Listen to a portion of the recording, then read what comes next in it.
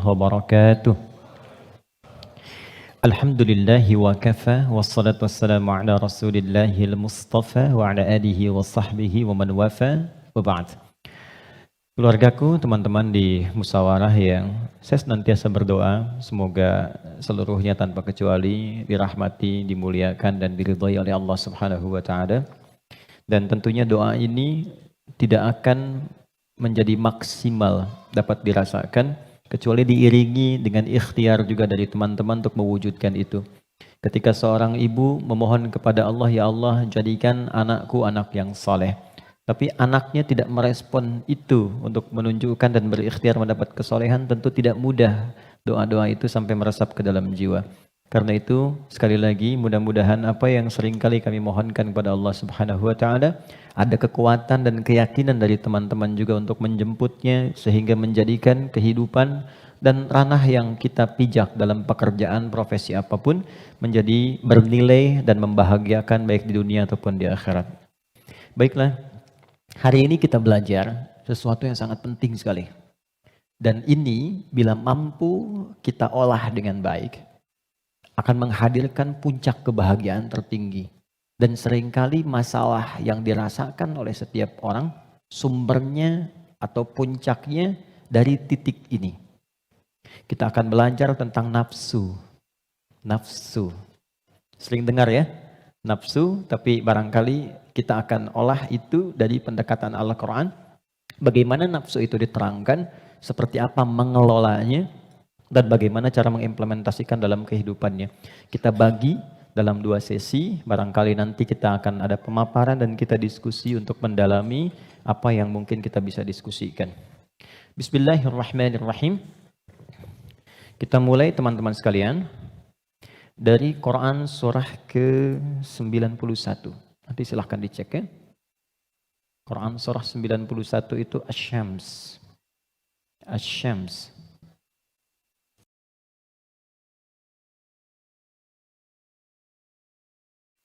Ayat 7 sampai 10. Oke, pelan-pelan.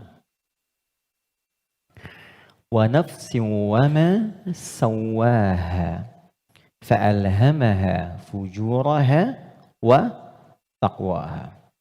Ini butuh fokus agak dalam karena memang pembahasannya cukup detil, tapi saya berusaha menyederhanakan yang mampu bisa kita pahami. Wa nafsin wa ma sawwaha, dan demi nafas.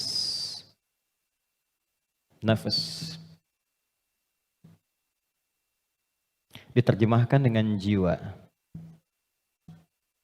Wa ma sawwaha, yang telah dengan keagunganku aku sempurnakan penciptaan dan fungsinya. Fa'alhamaha fujuraha wa taqwaha.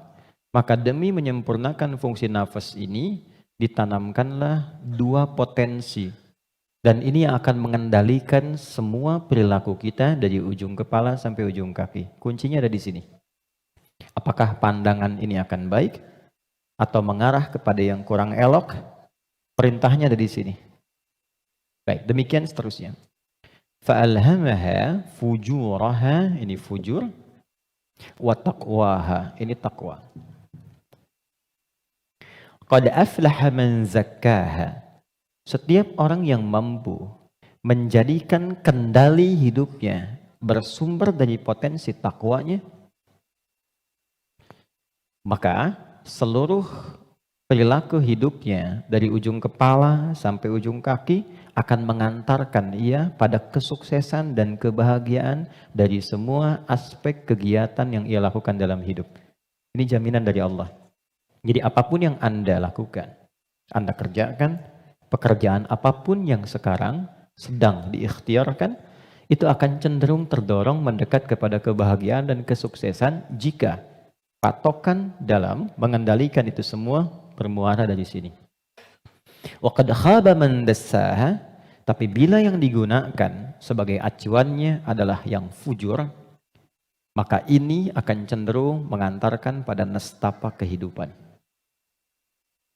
Tingkat yang paling rendah, khaba itu tingkat yang paling rendah.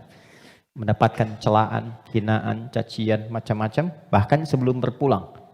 Ya, yang tidak paling menyenangkan itu hidupnya dicela, wafat dicaci, pulang ke akhirat disiksa.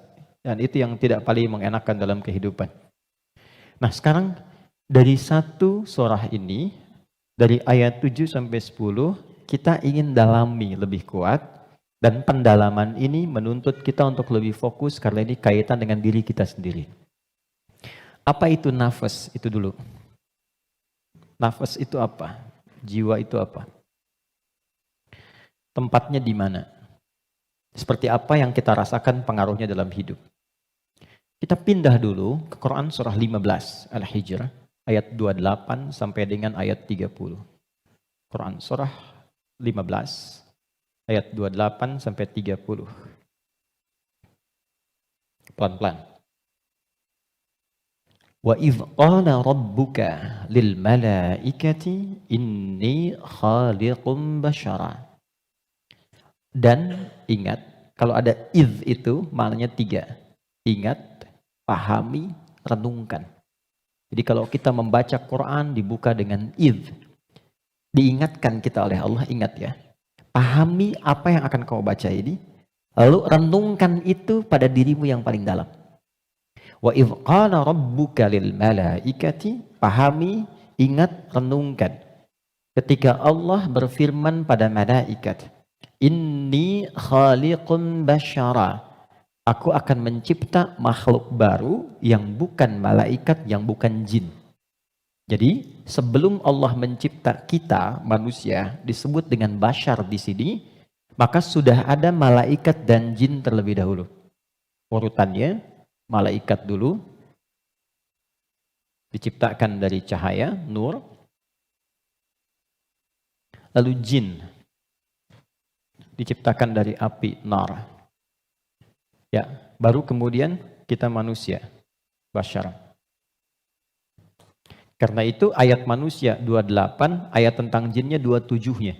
Jadi kalau Anda lihat ayat 27 di Quran surah 15, wal janna khalaqnahu ya min qablu min naris samum. Sebelum manusia ada jin dulu urutannya diciptakan. Nanti jin ini sebagiannya ada yang tinggal nanti dengan malaikat di alam langit, tapi di alam tersendiri dari 7 lapis itu tidak sampai ke bagian atas.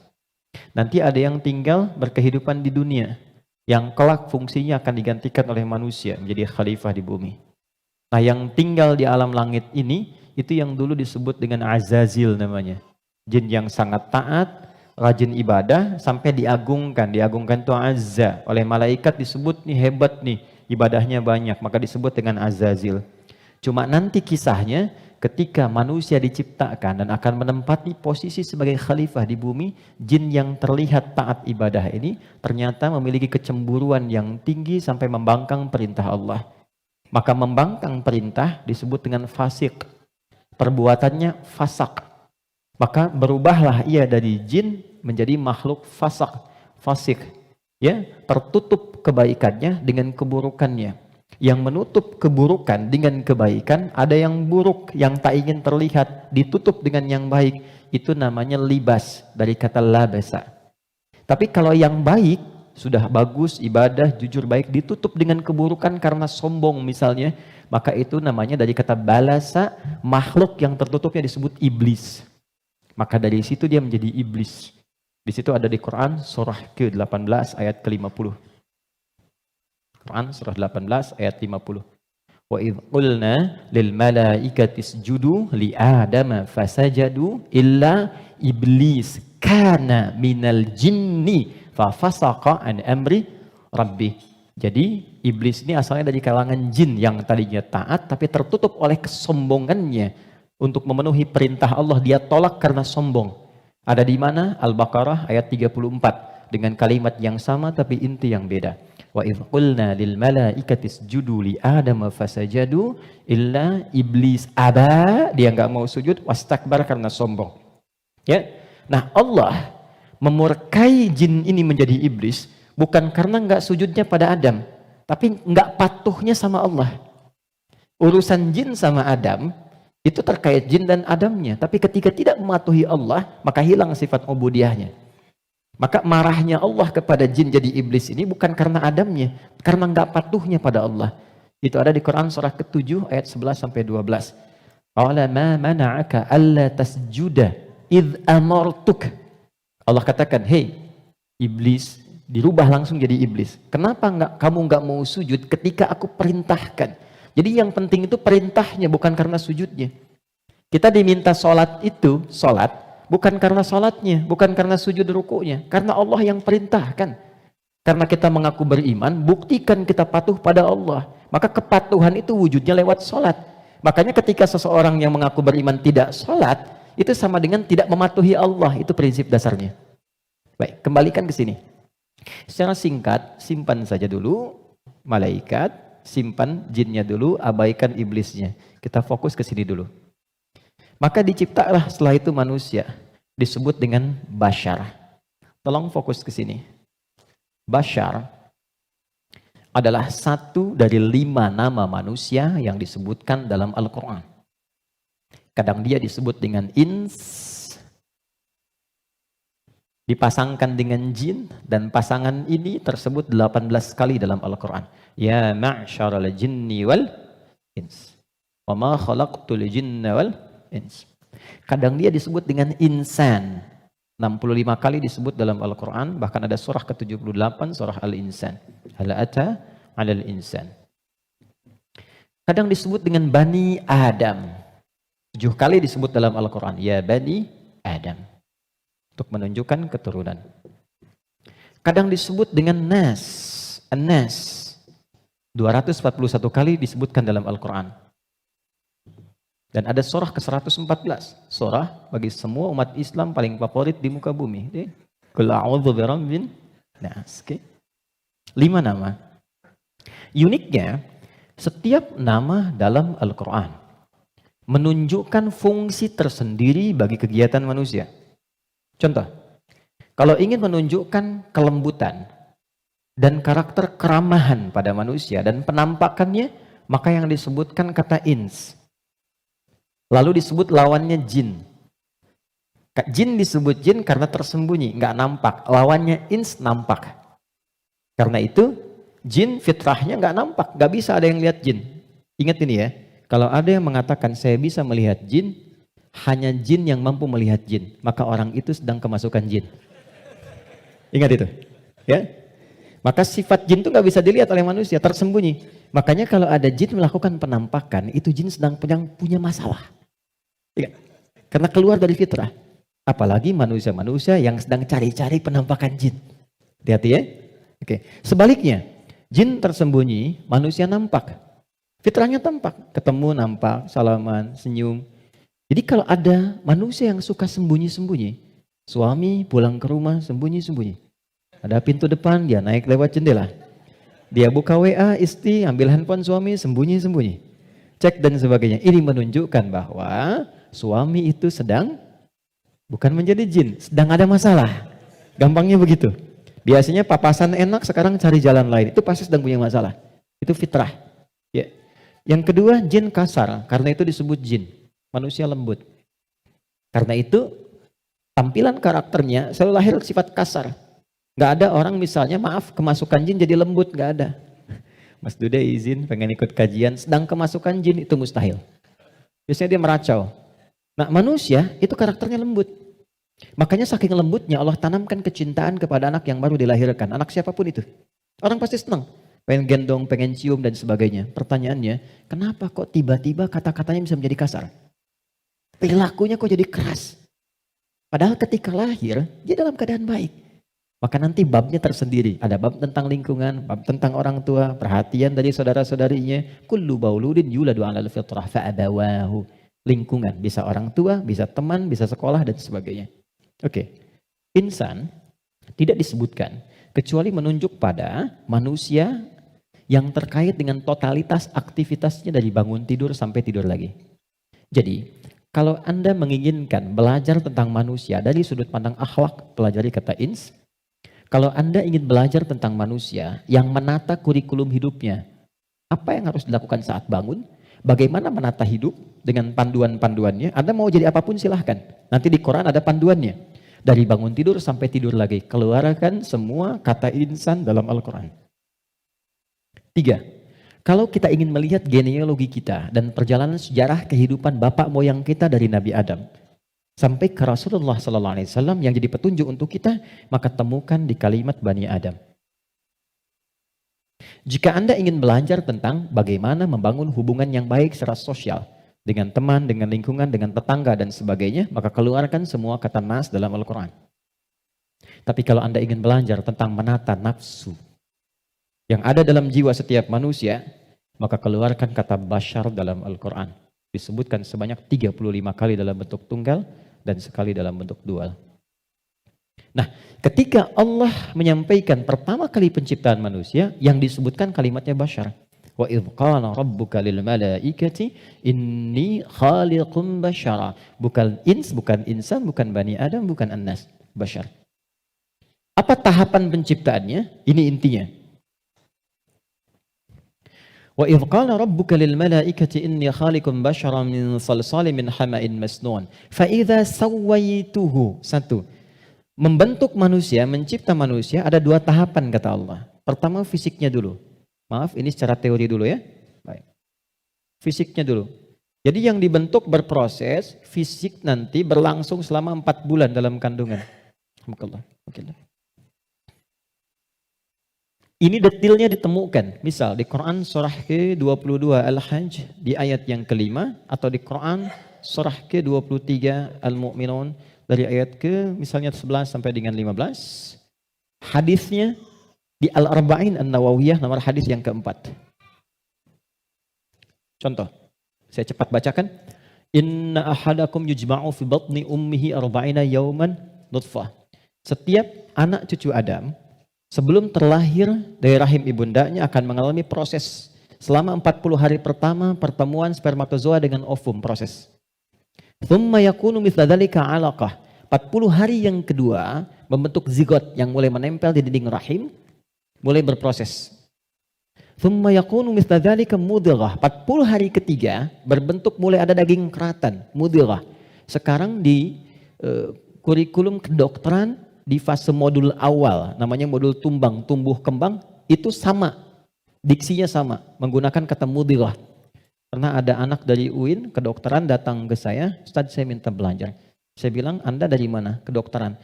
Berikan dulu semua modul Anda ke saya untuk saya pelajari dan saya belajar dari Anda, baru kemudian Anda boleh belajar dari saya. Maka saya temukan di antara modulnya ada kata mudghah di dalamnya. Baik, itu usia 4 bulan, 40 hari ketiga. 40 kali 3, 120 hari, 4 bulan. Thumma yursalu ilaihil malak fayanfukhu fihi ruh. Ini poinnya. Di usia 4 bulan ini, barulah diperintahkan oleh Allah ditiupkan roh. Karena itu kalau ada yang tengah mengandung usia 4 bulan, itu rohnya sudah masuk. Ya? Dan di situ nanti ada tuntunan bagaimana mendidik anak sejak dalam masa kandungan. Kami pernah share ini di hari Quran dan dipraktekkan. Alhamdulillah begitu anaknya mulai bicara yang keluar Quran. Dan setelah itu dicek kemudian oleh ustadz yang mengecek ternyata telah hafal Quran 30 juz. Dalam baru bicaranya itu. Lalu diurutkan 3 tahun usia hafalan, 3 tahun usianya hafal Quran 30 juz.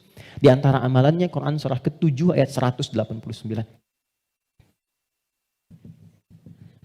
Falamma taghasyaha hamalat hamlan khafifa famarrat bi, sampai ke ujung ayatnya, da'amallaha rabbahuma la in ataitana salihah lanakunanna minasyakirin. Jadi kalau ada yang sedang mengandung, di antara sunnah membacakan untuk anak itu suami istri.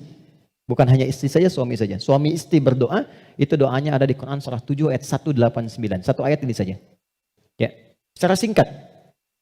Saya agak cepat, roh ditiupkan. Nah, roh ini sumber kehidupan. Saya mau tanya begini, maaf ya, ini saya sederhanakan sekali. Kalau roh sumbernya dari mana? Halo? Roh sumbernya dari mana?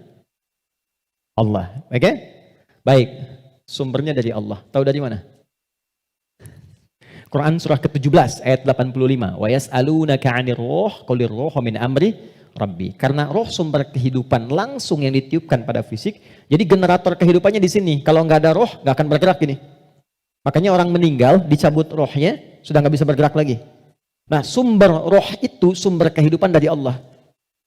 Baik, sekarang saya tanya, kalau Allah maha baik tidak? Ada aibnya tidak? Ada cacatnya tidak? Lihat, kumpulan semua kebaikan, jika dikumpulkan, jujur, sabar, misalnya kan kalau kita kumpulkan sifat-sifat baik itu, semuanya itu akumulasinya disebut dengan takwa namanya. Karena Allah itu maha baik, gak ada cacatnya, maka semua yang bersumber dari Allah pasti semuanya baik. Dan membawa sifat-sifat kebaikan. Perhatikan, fokus. Roh ini ketika ditiupkan, masuk ke dalam fisik manusia usia 4 bulan, dia membawa sumber-sumber kebaikan. Karena datangnya langsung dari Allah, diperintahkan masuk, maka membawa akumulasi kebaikan. Maka selain roh ini masuk ke dalam fisik, dia juga membawa potensi-potensi kebaikan yang disebut dengan takwa. Ini, fa'alhamaha fujuraha takwa. Pelan-pelan. Kalau fisik ini langsung dari Allah atau ada proses dulu? Terbayang nggak maksudnya? Kalau roh itu kan langsung kan? Allah firmankan, masuk kan?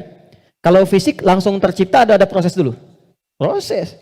Tadi kan sampai 4 bulan demikian. Sebelumnya ada proses dan sebagainya. Proses kan? Karena proses didahului dengan ikhtiar, maka tidak sama sifatnya dengan takwa. Dia membawa sifat bawaan disebut dengan fujur. Sekarang perhatikan, saya ilustrasikan. Bismillah. Ini ada gelas. Oke, kosong ya. Ini kalau kalau saya isi air bening, ya kosong kan? Saya bukan ingin sulap ya, cuma ingin tunjukkan. Kalau ini saya isi air bening nih, bening, oke? Bening. Lalu saya campur dengan kopi. Jadi apa warnanya? Oke, berubah warna kan, intinya hitam misalnya. Saya kasih susu, berubah warna kan? Baik ya? Maka perhatikan baik-baik. Kalau kita ilustrasikan, ini ada tempat, dimasukkan kemudian air bening. Gambarkan yang bening itu takwa ini. Jelas? Takwa itu tadi sifat yang melekat kepada apa? Roh, masih ingat? Kemudian dia bercampur dengan ini, sifat bawaan dari fisik. Kenapa saya sebut tidak langsung dari Allah, tapi melalui proses ikhtiar yang Allah tetapkan? Karena maaf sekali. Kenapa namanya disebut fujur? Karena ini berkumpul segala macam bentuk di sini. Apakah teman-teman mencari semua yang halal, yang dimasak oleh istri, masuk kemudian ke dalam mulut dan perutnya, dan terkonsumsi oleh janinnya? Apakah dipastikan semua halal? Kalau dia menjadi halal, akan jadi baik. Kalau dia menjadi syubhat, ya akan menjadi bercampur. Kalau dia dari yang haram akan menjadi kotor. Karena itu yang bersumber di fisik disebut dengan fujur, yang ini pasti baik. Tadi saya katakan, kalau campurannya susu, bening, bagus, nyaman. Tapi kalau campurannya kotor, lumpur dan sebagainya, maka jadi bermasalah. Maka jangan pernah membawa sesuatu yang haram, dibawa ke rumah, apalagi dikonsumsi anggota keluarga. Karena itu pasti akan merusak dan berpengaruh kepada karakter. Karena masuknya ke sini. Itu pasti itu. Pasti. Pernah ada riset begini, ini saya langsung lakukan. Saya baru pulang dari Tripoli, mengajar di satu tempat di Bekasi, kemudian tiba-tiba ada anak yang tidak biasa. Ini menarik ini. Anaknya unik sekali. Tapi ibunya salihah. Rajin, bapaknya salihah. Bapaknya salih, ibunya salihah. Jadi rajin ke majelis ilmu dan anaknya unik. Nah, qadarullah alhamdulillah bertahan dengan kami itu sampai selesai belajar. Ibunya tiba-tiba datang, alhamdulillah Ustaz katanya. Anak saya bisa bertahan. Emang kenapa Bu? Tidak pernah dia bisa bertahan di satu tempat, baik di pengajian apalagi di sekolah, kecuali setelah 5 menit gurunya akan datang mengantarkan ia kepada saya, mohon dibawa pulang karena kami tak sanggup mengajarinya lagi. Nah, tanpa saya tanya, ibunya cerita, Ustadz izin konsultasi, sebetulnya ini saya adopsi. Karena dulu kami mencoba menyelamatkan, saya bekerja sama dengan kawan saya yang public figure juga perempuan, menyelamatkan 2 anak kembar dari perilaku orang tua yang ayahnya pencuri, ibunya suka mabuk. Jadi begitu sedang mengandung, ibunya masih minum minuman yang diharamkan itu. Maka itu berpengaruh kepada janinnya, lahir ia. Nah, mengeluarkan itu nggak mudah tuh, karena sudah menjadi daging. Maka harus disupport lagi dengan yang halal, ditanamkan lagi yang baik-baik supaya keluar itu. Nanti ada tahap yang ringan, tahap yang menengah, tahap yang paling susah. Tapi itu semua ada caranya untuk mengembalikan. Yang ingin saya gambarkan adalah, hati-hati kita ilmiah sekali hari ini. Ini bawaan dari gabungan fisik sifatnya fujur, yang ini roh membawa sifat takwa. Karena takwa yang bening bercampur dengan fujur, maka merubah keadaan roh. Yang tadinya murni seperti biasa, karena roh membawa sifat takwa, nyampur jadi ini, bercampur dengan fujur. Maka merubah nama roh kemudian menjadi nafas. Pelan-pelan, pelan-pelan. Kalau roh saja yang dibawa sifat takwa, udah pasti baik tuh. Tapi karena dia bercampur dengan ini, yang bahannya banyak tuh, ya, dan sifat fujur, maka berubah nanti dari sifat yang takwa ini bercampur dengan fujur, merubah nama roh saat masuk ke dalam tubuh, berubah menjadi nafas. Dari sini diserap ke dalam bahasa Indonesia menjadi nafas. Ya, maka dikatakan seseorang bisa bernafas ketika rohnya masuk. Tapi dalam keterangan Al-Quran bukan cuma bisa nafas, di situ akan tergabung takwa, potensi yang dibawa oleh roh sebagai sumber kebaikan.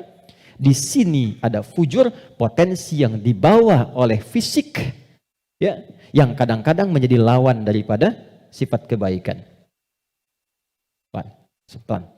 Sampai di sini bisa dipahami? Artinya apa? Artinya, maaf, di dalam diri kita ini, siapapun manusianya, pasti ada potensi kebaikan. Ini sifat dasar manusia itu baik. Itu sifat dasarnya. Nggak ada yang nggak baik. Makanya, maaf, sepencuri-pencurinya pencuri, sebetulnya hatinya menolak. Ketika akan mencuri, pasti hatinya menolak itu. Itu salah. Karena itu pencuri nggak mau dicuri. Coba kalau 3 orang mencuri, yang satu misalnya menyembunyikan hasil curiannya, maka bosnya akan berkata, maling kamu. Padahal mereka baru maling gitu kan? Ya? Oke. Pelan-pelan ya. Jadi singkatnya, di dalam diri kita terkumpul semua potensi kebaikan yang dibawa oleh roh. Dan saat yang bersamaan, ada potensi yang dibawa oleh fujur dari fisik. Ada di sini, ini lawannya. Nah, yang menarik begini, ini potensi takwa ini, akumulasi semua kebaikan, kita sebut dengan sumber positif, gini. Yang ini, didesain oleh Allah sebagai lawannya, kita sebut kutub negatif, begini, fujur. Pelan-pelan ya. Dan ini sudah menjadi hikmah kehidupan. Apapun yang bisa bergerak akan selalu ditemukan positif dan negatif. Anda beli robot-robotan pakai baterai, pasti ada kutub positif dan negatif kan? Ya kan? Proton dan neutron. Dalam proton nanti ada neuron dan macam-macam, ada partikel, ada atom dan sebagainya. Jelas ya? Ini semua hukumnya sudah begitu. Ini hukum kehidupan. Tapi kaitan dengan diri kita, ini yang harus kita sadari. Saya turunkan ke sini untuk lebih mudah. Nafas. Di sini ada takwa. Semua kumpulan sifat baik, jujur, rendah hati, kemudian sabar, dan seterusnya. Saat yang bersamaan, di sini ada lawannya, sifat fujur. Jadi kalau teman-teman di sini menemukan jujur, di sifat fujur itu ada dusta. Kalau di sini ada rendah hati, di sini ada sombong.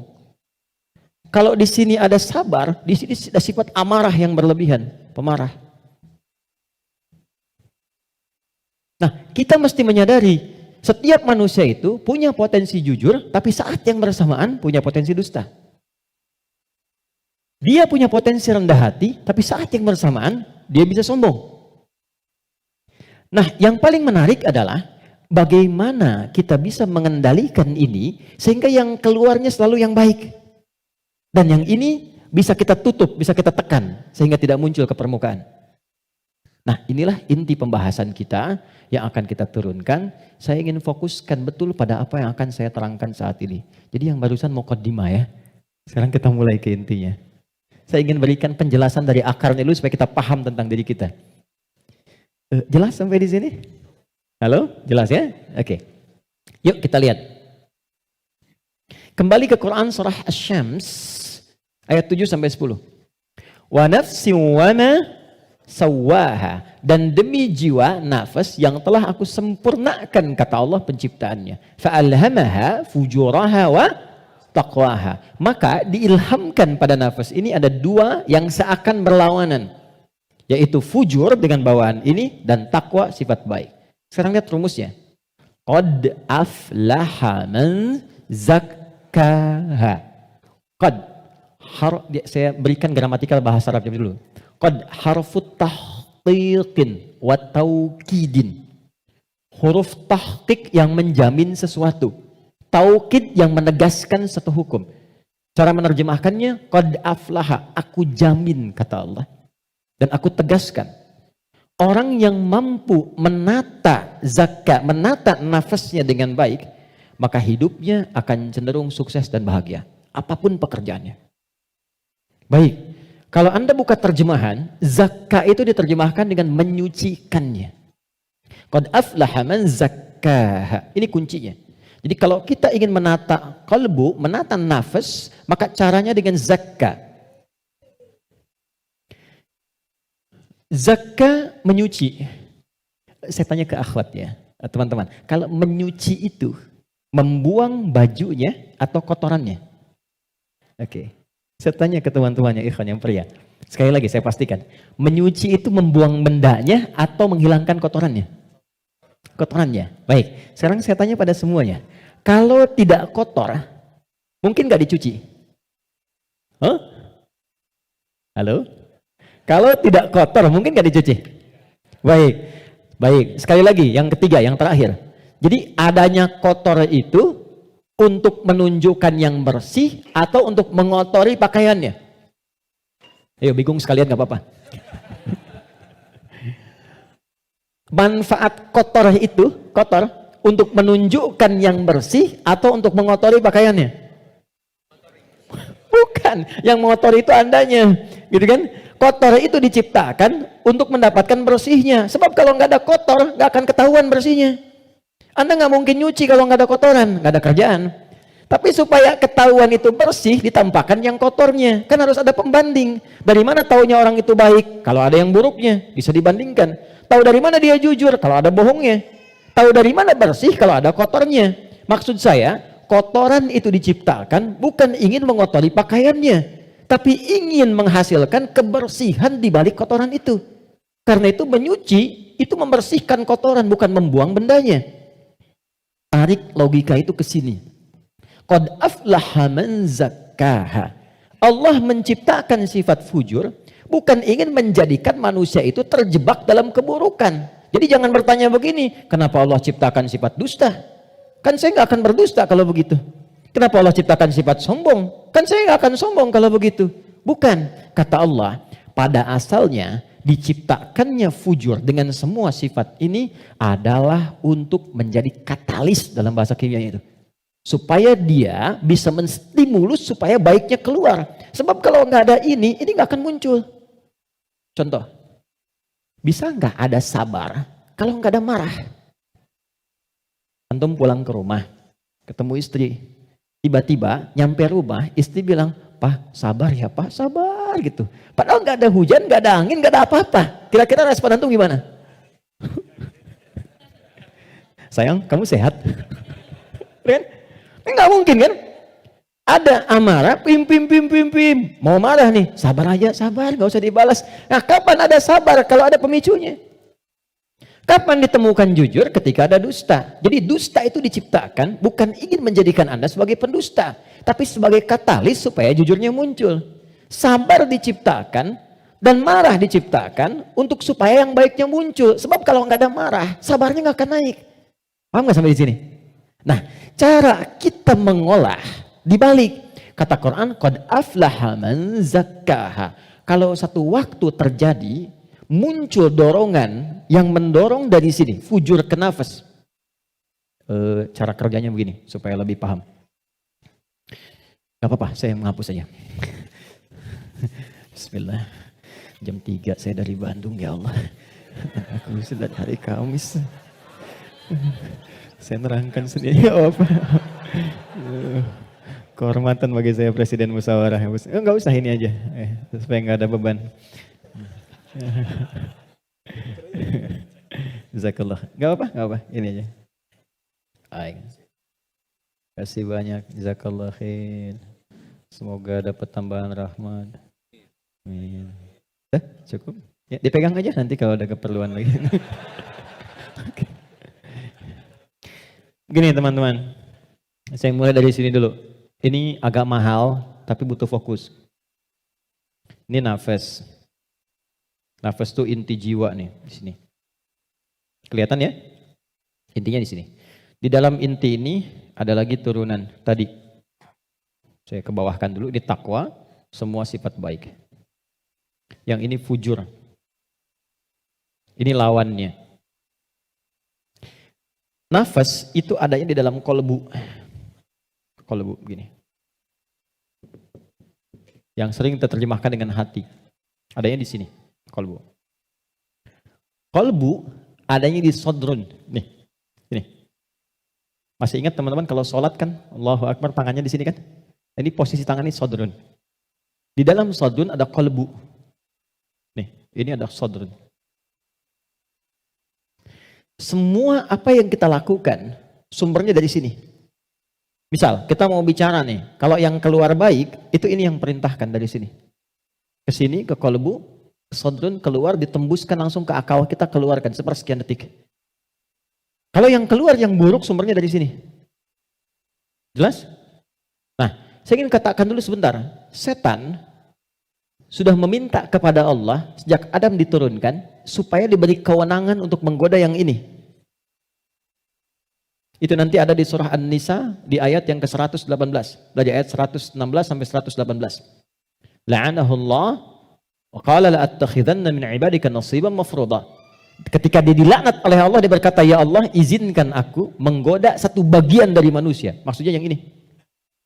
Di sini sumber keburukan nih. Dalam bahasa Arab, buruk itu disebut dengan su namanya. Su, gini. Pelan-pelan. Nah, setan menggoda, memprovokasi dengan halus. Memprovokasi dengan halus itu bahasa Arabnya waswas. Waswasa yuwaswisu. Halus sekali. Dia masuk lewat sini, sodrun. Jamaknya sudur. Jamak dari sodrun sudur karena manusianya banyak. Di Quran surah ke-114, alladzi yuwaswisu fi sudurin nas. Dia menggoda ke sini, ke kolbu, ke sini. Alih-alih bicara yang baik, dia katakan keluarkan yang kasar. Tak sadar keluar. Begitu keluar bentuknya dalam bentuk perbuatan, maka keluar namanya su, kata-kata yang kotor. Kata-kata su. Karena ini melewati nafas, nih, kan dari nafas nih. Tidak dilihat fujurnya, yang dilihat nafasnya. Oh, ternyata nafasnya itu memerintahkan kepada su. Nafas ketemu su, disebutlah nafsu. Oh, ya, ini asalnya nafsu. Ini asal kalimat nafsu. Dari mana ini ditemukan? Quran surah ke-12 ayat 53. Paling kiri sebelah atas di mushaf. Quran surah 12 Yusuf ayat 53.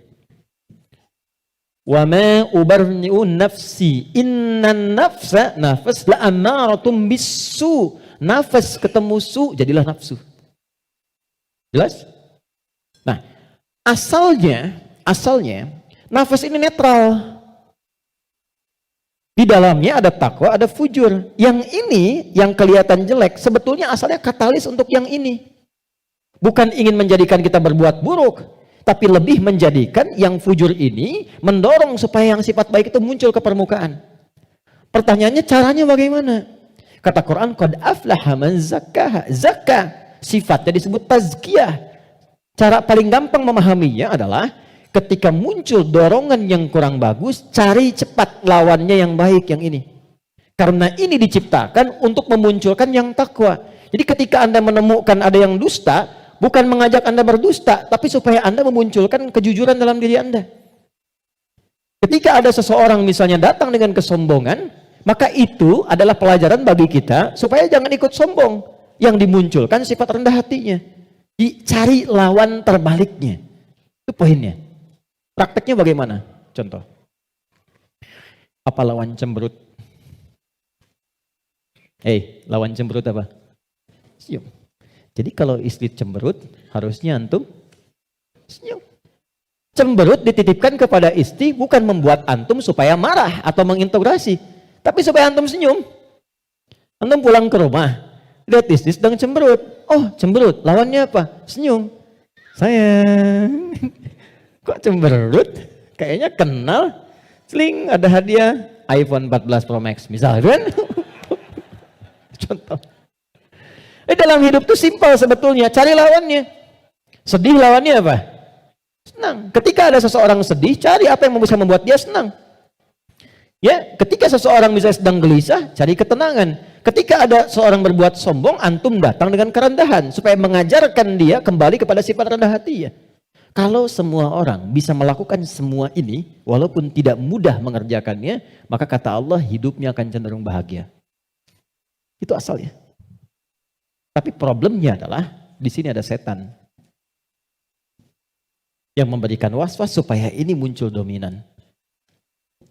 Apa yang bisa mencegah dan menghambat setan supaya tidak menjadikan manusia dominan dengan sifat fujurnya dibanding takwanya? Sebelum sampai ke sana, saya ingin jeda dulu. Saya ingin simpulkan dulu konsep dasarnya. Jika kita ingin menata nafas dengan baik, sehingga tidak didominasi oleh nafsu, sifat-sifat yang kurang bagus, maka setiap mendapati kekurangan-kekurangan atau hal yang kurang positif dari siapapun lawan kehidupan kita, maka cepat munculkan lawan baiknya. Kadang-kadang yang diuji bukan kita, yang diuji orang lain, tapi yang disasar hikmahnya kita. Itu namanya fitnah. Jadi fitnah itu tidak harus selalu tuduhan. Bisa jadi ujian. Misal, inna min azwajikum wa auladikum, bahkan amwalikum fitnah. Kata Allah, anak-anak itu jadi fitnah. Maksudnya apa? Kadang-kadang di anak-anak ada aktivitas-aktivitas yang mungkin tidak ideal, yang orang sebut dengan nakal. Ya? Padahal tidak ada anak yang nakal. Boleh jadi anak itu dibuat aktif supaya kreativitas orang tuanya makin muncul. Jadi ketika Anda melihat anak-anak punya ekspresi tersendiri, lihat dulu dari yang kurang bagus itu apa yang dimunculkan yang baik supaya keluar. Itu caranya. Sama dengan begini, itu ada kejadian di Cianjur. Musibah. Bagi warga Cianjur yang terkena, itu bala namanya. Ibtila, ujian langsung yang dialami. Bagi kita itu fitnah. Ujian yang diberikan ke sana, tapi hikmahnya menyentuh diri kita. Ada nggak yang terpanggil untuk datang? Betul nggak orang beriman saling merasakan? Betul nggak titipan harta itu benar-benar untuk berbagi dan sebagainya? Maka diberikan ujiannya di sana. Mungkin yang wafat di sana masuk kategori syahid akhirat. Karena di antara syahid itu kan tertimpa bebangunan, meninggal dia syahid. Kita wafat bagaimana? Maka disentuh untuk datang. Kami ke sana bangun posko, lihat teman-teman, maaf ya, ini pelajaran besar ya. Mohon kalau kurang berkenan, mohon saya dimaafkan dengan kalimat ini. Demi Allah saya katakan, rumah yang mewah sampai yang biasa hancur. Dan yang paling menarik bukan itu.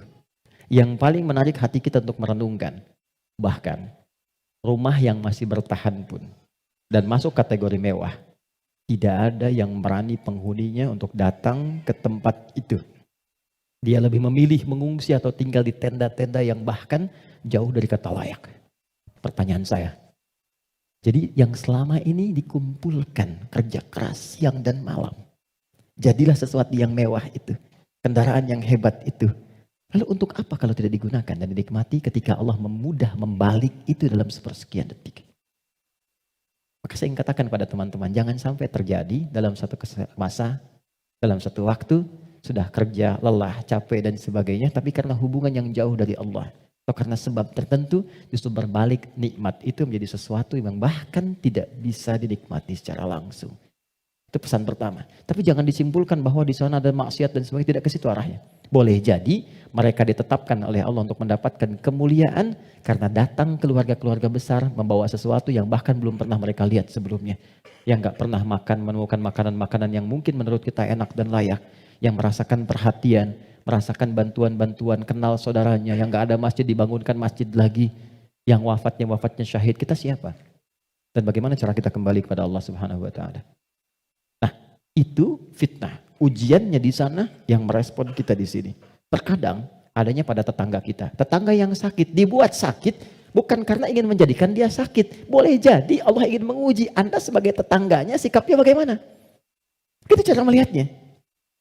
Tetangga Anda ada kekurangan, mudah bagi Allah menjadikan dia kaya. Tapi Allah titipkan kepada Anda tetangganya supaya Anda merespon harta yang Allah titipkan untuk berbagi. Contoh lain, Anda sudah ke masjid. Anda punya tetangga, belum mau ke masjid. Dijadikan ia menjadi tetangga Anda, bukan untuk Anda caci, atau Anda katakan, tuh saya punya tetangga gak pernah ke masjid. Bukan. Boleh jadi Anda ditempatkan di situ, sehingga mendapat bagian dari dakwah untuk mendoakan dia supaya ke masjid. Ada orang bertanya, saya tanya begini, satu jamaah, apa hukumnya ada tetangga masjid, tinggal di samping masjid, 5 meter jaraknya dari masjid, bahkan toa masjid menghadap ke rumahnya begini. Tapi dia belum mau ke masjid. Oh, jawabannya beragam. Dosa Ustadz, haram Ustadz. Ada yang bilang, bakar rumahnya. Hukumnya, ajak dia ke masjid. Hukumnya, ajak dia ke masjid. Ini sederhana. Tipis bahasannya, tapi kalau kita praktekkan dalam kehidupan di rumah tangga, suami dengan istri, dengan anak, anak dengan ayah, dengan ibu, ini dibawa, kita datang ke ibu sedang cemberut, buat beliau tersenyum. Lihat pasangan sedang gelisah, buat dia lebih tenang. Lihat anak sedang menangis, buat dia tertawa. Nabi SAW kedatangan seseorang menyampaikan, ya Rasulullah, si fulan berjuang fi sabilillah, ikut ke medan perang, tapi ibunya menangis. Dipanggil oleh Nabi anak itu, katakan, irja. Pulang kamu, bikin ibumu tertawa seperti engkau membuatnya telah menangis. Ini konsepnya. Sederhana, tapi kalau kita bisa mengendalikan itu dalam kehidupan, maka kebahagiaan akan nampak di depan mata. Setidaknya itu kata Al-Quran.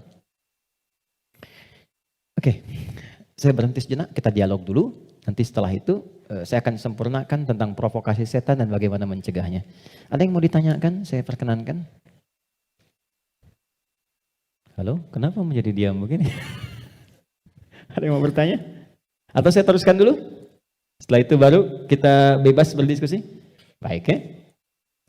Baik. Tidak mudah untuk dilakukan, sikap seperti itu, mudah disampaikan tapi tidak mudah dikatakan. Sama ustadz juga begitu. Sama saja, godaannya sama, mau ustadz mau bukan sama. Makanya jarang ada ustadz ceramah bawa istrinya. Baik. Ini live gak ya? Oke, aman ya. Baik, saya kembalikan di sini. Kenapa? Karena sama, ada setannya. Ini poinnya. Ada setannya. Ini yang sudah berjanji kepada Allah, berkomitmen maksudnya. Pokoknya selama manusia hidup, siapapun itu, dan apapun statusnya, dia pasti memberikan waswas, menggoda lewat sini. Supaya ini ditekan. Ya, supaya takwanya ditekan, yang naik yang ini, yang buruk-buruknya.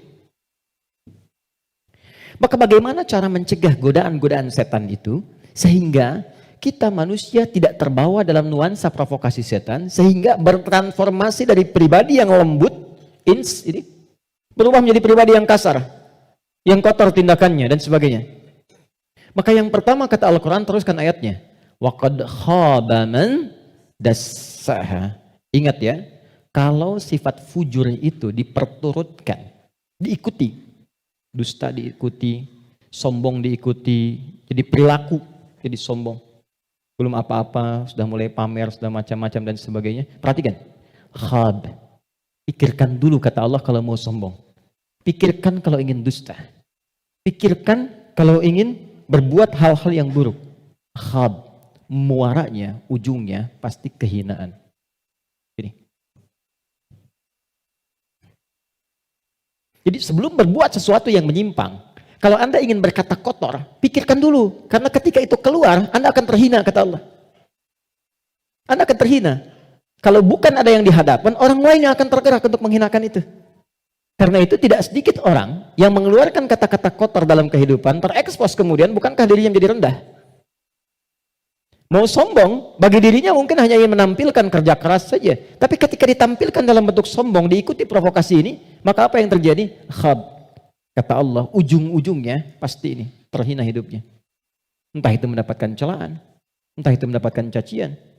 Jadi semua bentuk keburukan yang dialami oleh manusia itu kembali kepada perilakunya. Dan pada akhirnya adalah mengikuti bisikan-bisikan yang disampaikan oleh setan. Jadi yang pertama kali, kalau terfikir sesuatu yang buruk, langsung kata Allah pikirkan, maaf ya, hei jangan kerjakan. Kalau tidak, kamu akan terhina di ujung. Maaf sekali lagi, maaf. Seseorang ketika berbuat korupsi misalnya, dia merasakan akan mendapatkan sesuatu yang besar. Tapi Quran menasihati jangan lakukan. Karena kamu akan terhina. Betapa itu terbukti ketika dia diketahui. Entah itu KPK, kejaksaan atau polisi menangkap dan seterusnya. Perhatikan, apa hukuman yang didapatkan dalam kehidupan sosialnya? Cacian, makian, celaan. Dan yang paling dahsyat, bukan hanya orang yang melakukan, sampai anaknya dapat bagiannya. padahal tidak pernah mengerjakannya. Keluarganya mendapatkan bagiannya, padahal tidak pernah melakukannya. Karena itu masuk kepada yang kedua, nahnu narzuqukum wa iyyahum atau nahnu narzuquhum wa iyyakum. Ada dua ayat. Kaidah perilaku dan rizki ada yang terwariskan. Yang kedua kata Allah, kalau kamu merasa bisa menanggung kehinaan pada dirimu, pikirkan keluargamu. Contoh, Anda mengatakan saya belum menikah Ustaz, tapi Anda kan punya ayah, punya ibu. Jadi kalau Anda berbuat sesuatu yang buruk, orang tua Anda akan kena. Anda berbuat maksiat, terjebak dengan perbuatan buruk, menggunakan benda-benda yang haram misalnya, atau mencuri atau macam-macam, waliyadzubillah. Dilakukan itu, diketahui, diekspos di publik, bukan punya Anda, bukan hanya Anda, ibu Anda akan kena, ayah Anda akan kena. Karena itu kata Quran, sebelum Anda berbuat yang kurang baik sebagai anak, pikirkan dulu orang tua. Jadi kalau merasa sebagai anak saya akan menanggung itu nggak apa-apa, pikirkan orang tua Anda. Apa tega ibu yang telah mengandung, melahirkan, merawat, mendidik, ayah yang penuh dengan peluh, merawat Anda, menyayangi Anda, menemani Anda saat tidur, tiba-tiba hanya mendapati keburukan yang dari Anda kerjakan. Mendapati limpahan keburukan dari hasil kreasi anaknya. Satu. Tapi kalau Anda orang tua, maka ingat anak dan keluarga. Saya sedih ya dapat beberapa informasi yang kadang-kadang dari instansi pemerintahan juga konsultasi. Salah satunya yaitu kok masih ada yang nekat berbuat seperti ini. Anda bisa bayangkan seorang bapak korupsi, anaknya dibully di sekolah sampai dia putus sekolah. Salah apa anaknya? Ibunya berbuat maksiat, ketahuan. Keluarganya yang kena. Suaminya yang hancur karirnya. Karena yang istrinya berbuat yang tidak bagus, berselingkuh, bergaul dengan pasangan yang lainnya, suaminya yang kena. Suami yang kemudian diputus pekerjaannya, anak-anak yang kena bulinya. Jadi masuk yang kedua, ketika ada seseorang yang berpikir mengikuti provokasi setan, kata Allah, pikirkan keluargamu, pikirkan anakmu. Yang ketiga, yang terakhir, pikirkan kematian, wafat. Jadi kalau sedang terdorong oleh nafsu, yang diarahkan oleh setan untuk berbuat yang buruk, misal, maaf, ingin mencela orang, hanya sekedar bikin status. Coba bayangkan saat berbuat seperti itu, Anda diwafatkan oleh Allah Subhanahu wa Ta'ala. Apakah mau wafat dalam keadaan sedang berbuat maksiat? Sementara selama ini Anda sholat, Anda puasa, Anda zakat dan sebagainya. Tiba kemudian berbuat maksiat dan wafat dalam keadaan demikian. Itu puncak terakhirnya yang paling cepat bisa mengendalikan nafsu kita supaya tercegah dari perbuatan yang buruk. Selebihnya di situ doa-doa untuk menguatkan itu semua. Ada ayat kursi, ada tiga surah paling favorit semuka bumi terakhir, Al-Ikhlas, Al-Falaq, An-Nas. Ada istighfar dan lain sebagainya. Nah itu jalan-jalan yang bisa kita lakukan. Dan sebagai penutup, kalau sudah pernah terjebak berbuat seperti itu, bagaimana cara kembalinya? Ini ada jalan rel. Salah belok ke sini. Ingin balik lagi supaya ke jalan yang benar. Balik kembali. Kembali ke jalan yang lurus, yang benar. Untuk menempuh jalan yang lebih baik, dalam bahasa Arab disebut dengan taba, sifatnya disebut dengan taubat.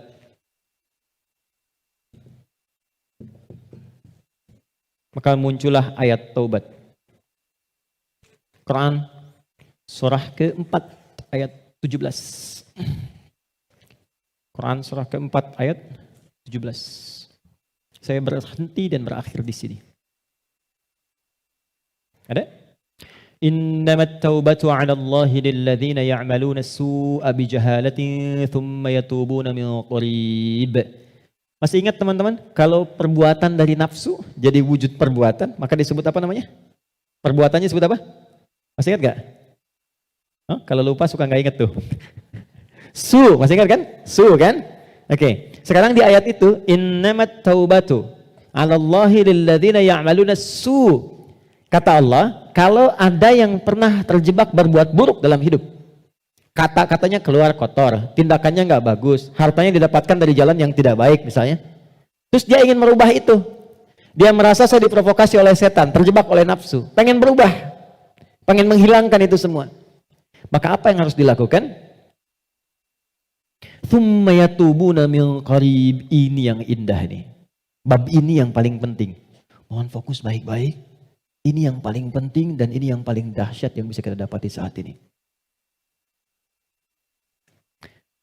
Thumma yatubuna min qarib. Ini kalimatnya. Gak perlu dihapus dulu, biarkan dulu saja. Nih, teman-teman gini.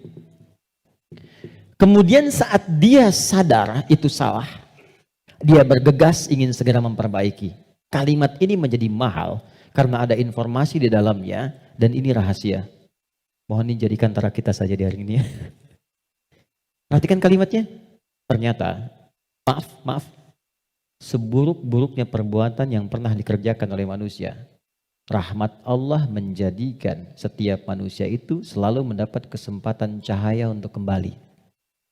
Karena itu, seburuk apapun perbuatan yang pernah dilakukan, pasti akan ada kilatan di hati kita yang mengingatkan, apa masih mau begini terus? Bisa nggak saya berubah? Pernah nggak merasakan itu? Ya, bisa nggak saya tahajud malam? Bisa nggak saya sholat? Sampai kapan saya mau begini? Nah itu yang mahal. Kadang-kadang datangnya lewat renungan, kadang-kadang datangnya lewat pandangan.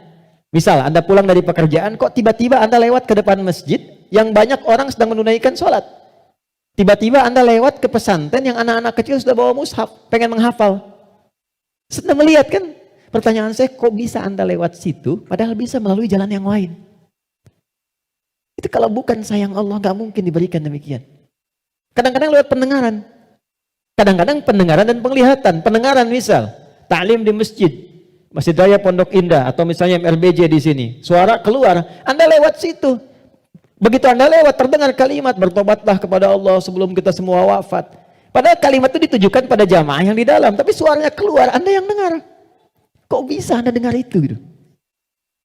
Kadang-kadang pendengaran dan penglihatan. Anda pengen lihat YouTube, ngecek yang lain, tapi yang keluar pengajian. Yang paling dahsyat jawaban dari pertanyaan Anda selama ini. Nah itu yang dimaksudkan. Kalau Anda mengalami momentum seperti itu, kata Quran cepat ambil. Karena Allah sedang memberikan kasihnya secara langsung tanpa campur tangan siapapun. Biasanya, kalau dalam kondisi seperti itu disambut oleh seorang hamba, maka muncullah rahmat Allah pada saat itu yang akan langsung merubah hamba itu menjadi kekasih Allah Subhanahu wa taala. Makanya tidak sedikit orang menjadi kekasih Allah. Kekasih itu maksudnya sangat dekat dengan Allah sampai doa pun baru minta udah dijawab. Siapa di antara mereka aulia Allah itu? Rata-rata ada di antara mereka yang tadinya pelaku maksiat.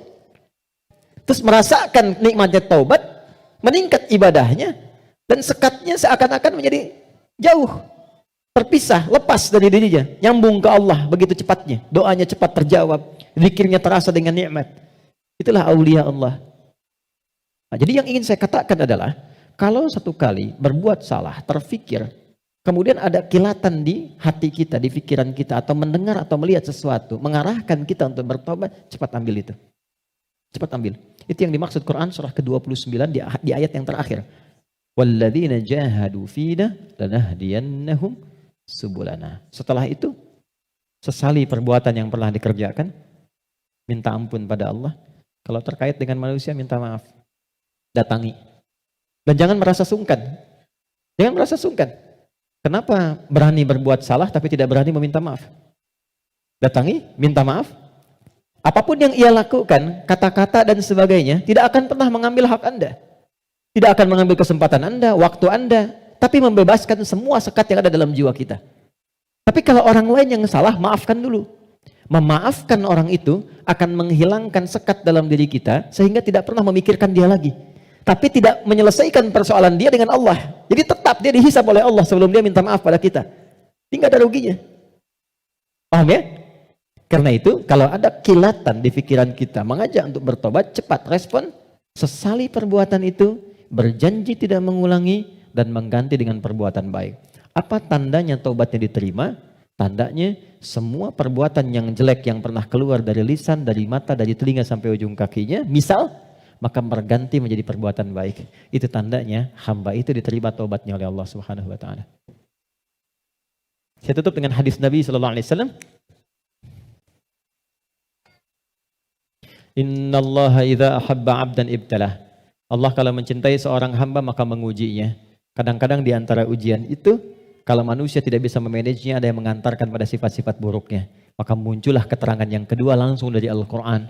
Innallaha yuhibbut tawwabina wa yuhibbul mutatahhirin. Allah sangat mencintai pelaku maksiat yang mau bertobat dibandingkan dengan orang soleh yang tidak pernah merasa salah. Ingat ya, Allah sangat mencintai pelaku maksiat yang mau bertobat dibandingkan orang soleh yang tidak pernah merasa salah. Silahkan bikin status. Itu dari Al-Quran. Oke ya? Saya kira itu yang bisa saya sampaikan. Kita berdoa kepada Allah Subhanahu wa taala, mudah-mudahan doa kita bisa dikabulkan dan mendapatkan nilai kebaikan sisi Allah Subhanahu wa taala. Allahumma taqabbal minna innaka antas sami'ul alim wa tub 'alaina innaka antat tawwabur rahim. Allahumma arhamna ya arhamar rahimin. Ya Allah, mohon rahmati siapapun yang ada di ruangan ini atau yang mungkin bersama kami dalam kebaikan. Rabbana la tada' lana fi maqamina hadza wa fi kulli maqamin dhanban illa ghafarta. Ya Allah, mohon jangan biarkan ada satupun di antara kami yang hadir saat ini kecuali Engkau ampuni segala dosa-dosanya. Wala hamman illa farajtah. Jika ada yang merasakan kegelisahan, jangan biarkan ia pulang kecuali Engkau telah tenangkan keadaan hatinya. Wala asiran illa yassartah. Jika ada yang mengalami kesulitan dalam hidupnya, maka mohon ya Allah ringankan dan hilangkan semua kesulitannya. Rabbana atina fid dunya hasanah wa fil akhirati hasanah wa qina adzabannar. Wa sallallahu ala sayyidina Muhammad wa ala alihi wa sahbihi ajma'in. Wa akhiru da'wana alhamdulillahi rabbil alamin. Assalamualaikum warahmatullahi wabarakatuh.